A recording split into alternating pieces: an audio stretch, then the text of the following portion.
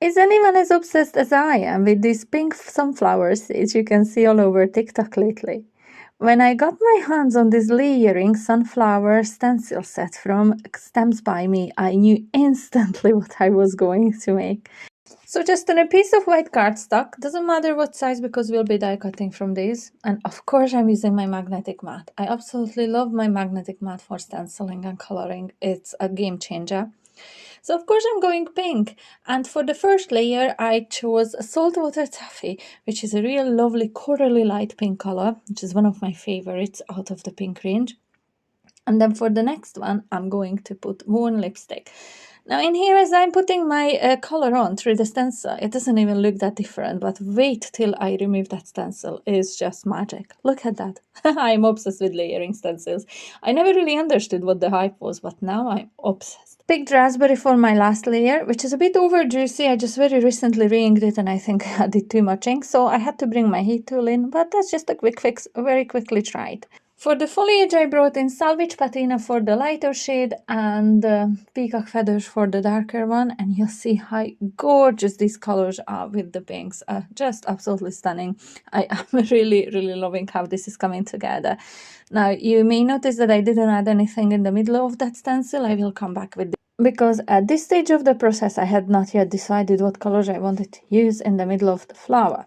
So it took me a good 10 minutes to decide, but eventually I managed to settle for some orange. And this is the Spice Marmalade, and I have added it in the middle, and for the details I chose red, which I think was the Lumberjack Plaid. It's a gorgeous Christmassy red, but who cares? There's no such a thing as Christmas colors in crafting. You can use any colors you want. I'm going to point out that the colors look a bit muted here on my screen now because I am doing some midnight crafting in here, but I will add some footage at the very end of this video at daylight the next day and you'll see the proper good vibrant colors. Now with the matching die, run it through my die cutting machine and look at that, just the perfect die cut. How beautiful is that? I'm getting very excited about this card at this point in here. So I have a piece of white cardstock in here measuring 5 by 5 inches square, and I have some color which is the Midnight from Spectrum Noir, the water reactive dyeing, and I'm spritzing some water on it and I'm just going to add some splatter, splatter, splatter, splatter. It's gonna be boring because I'm just going to be splattering forever. I cleaned it up, added some more ink because I wanted it a bit more saturated rather than watered down. So I just keep going splatter, splatter, splatter, splatter. And then I cut out some of this footage because this is boring. And I'm going to dry it with my heat tool. But obviously I end up not drying it enough, but I will talk about this in a little minute just. So it was missing something on the edges for me. I brought in tumbled glass, which is a very, very pale blue Distress Oxide in color. And I just went off and added some color on all the 4 edges of that square, smudging some of those splatters because obviously I didn't dry them enough, but we will work with it. We'll go with it, roll with it, and it's just going to give me some more excuse to add some more decorations onto the card. So I'm layering this on the top of a navy card, which is just slightly bigger than my 5 by 5 inch card, and I'm adding this over a 5.5 inch squared card base.